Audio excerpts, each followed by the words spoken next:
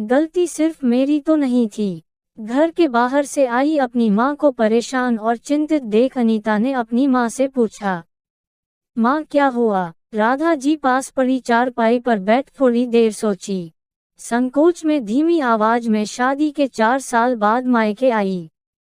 अपनी बेटी से बोली, अनीता तुम घर से बाहर मत निकला करो, ना ही अपनी बेटी को बाहर जाने दिया करो। लोग देखते हैं तो बातें बनाते हैं, तेरी बेटी पर भी गलत असर पड़ेगा। जब लोग उल्टी सीधी बातें कहेंगे। माँ की बात सुनते ही अनीता मुंह बनाकर बोली, पर माँ मैं क्या करूँ, क्यों तूने इतनी बड़ी गलती की? अब तो जिंदगी भर यह दाग तेरे दामन में लगा ही रहेगा। माँ ने भी थोड़े ऊंचे स्वर में बोला। माँ 21वीं सदी चल रही है तो भी हाँ बेटा, औरतों के दामन में लगा लांछन कभी समाज के द्वारा खत्म नहीं किया जा सकता। हर समाज में पुराने लोग अभी भी मौजूद हैं जो इस तरह की मानसिकता रखते हैं और लड़कियों पर उंगली उठाते हैं। माँ ने अनीता को समझाते हुए बोला, पर माँ गलती सिर्फ मेरी तो नहीं थी। गलती भी क्यों, हम बालिग थे। यदि हमने अपनी इच्छा से शादी की तो क्या गुनाह किया? अनीता बोली, बेटी देख तू भी अब समझदार है। सब कुछ ठीक था पर तुम्हारी शादी करने का तरीका गलत था, तुम भाग गई। माँ यह कैसे बोल रही हो बेटा, यह मेरे नहीं यह समाज के शब्द है। अनीता की माँ राधा जी ने दुखी होते हुए कहा, माँ भागा कुशाग्र भी था मेरे साथ। हाँ बेटा, पर लोग उसको कुछ नहीं कहेंगे, लड़का है ना, हमेशा तेरे को ही बोलेंगे। यह हमारे समाज की एक कड़वी सच्चाई है। जब लड़की भाग जाती है तो कुछ लोग जिंदगी भर यही बात पर घुमा फिरा के ताना मार ही देते हैं। कभी लड़की को ना सही तो उसके बच्चों को। माँ मुझे भी अब कुछ कुछ समझ में आने लगा है। मुझसे गलती हो गई, अब मैं क्या कर सकती हूँ? अनीता दुखी होकर चारपाई पर बैठते हुए बोली। अनीता को दुखी देख कुछ सोचते हुए राधा जी ने अनीता से पूछा, बेटा सच सच बताना, तू खुश है ना कुशाग्र के साथ अपनी शादी से? हाँ माँ ठीक ही है। थोड़ी बहुत लड़ाई झगड़े तो हर पति पत्नी में होते हैं, वैसे ही होते हैं कभी कभी। तो ठीक है बेटा, तुमने अपनी पसंद से शादी की है तो तुम्हें अपनी शादी को पूरी तरह निभाने की कोशिश करना होगा।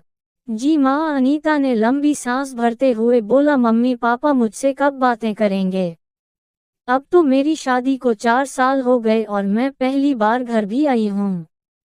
अपनी बेटी को लेकर अनीता ने दुखी होते हुए बोला, बात करेंगे पर अभी लगता है कुछ वक्त लगेगा। पैसा तो ज्यादा नहीं था हमारे पास, तेरे पापा ने जिंदगी भर इज्जत ही कमाई थी। इज्जत ही सबसे बड़ी थी उनके लिए। तेरे पापा बचपन से तुमको कितना चाहा, विश्वास किया, पर उसके बाद भी तूने आंखों के धूल झोंक इतना बड़ा धोखा दिया। कहते कहते राधा जी की आंखों के कोर से आंसू उनके गालों पर लुढ़क पड़ा। अनीता भी रोते हुए बोली, माँ मुझे माफ कर दो प्लीज, आप ऐसा मत बोलो। बेटी मैं तो कुछ नहीं बोलूंगी, पर समाज ना बोले यह कैसे संभव है?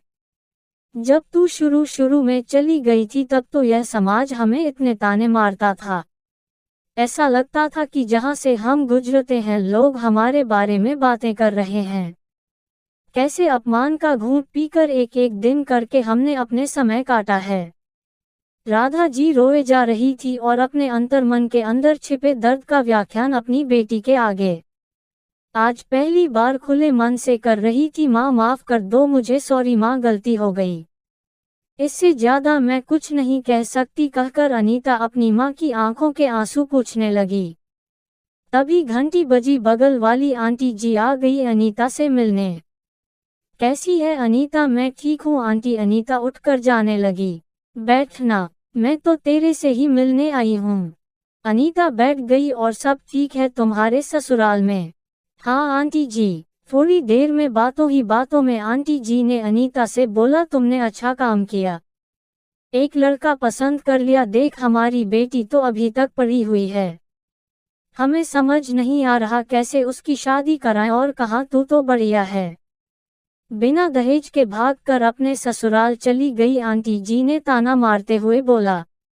अनीता ने बात घुमाते हुए बोला, हाँ ससुराल में सब बहुत अच्छे हैं, मेरा बहुत ध्यान रखते हैं।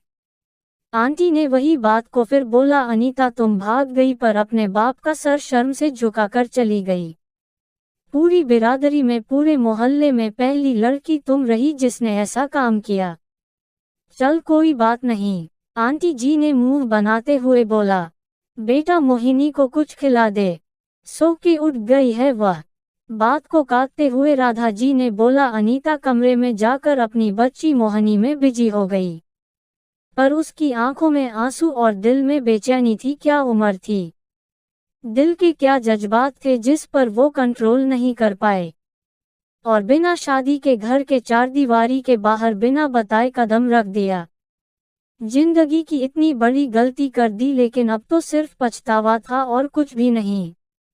जिंदगी की गाड़ी आगे बढ़ रही थी खुशी खुशी, पर पीछे मुड़कर देखने पर एक अतीत का काला साया था जिससे खुद को हमेशा बचाना था उसको।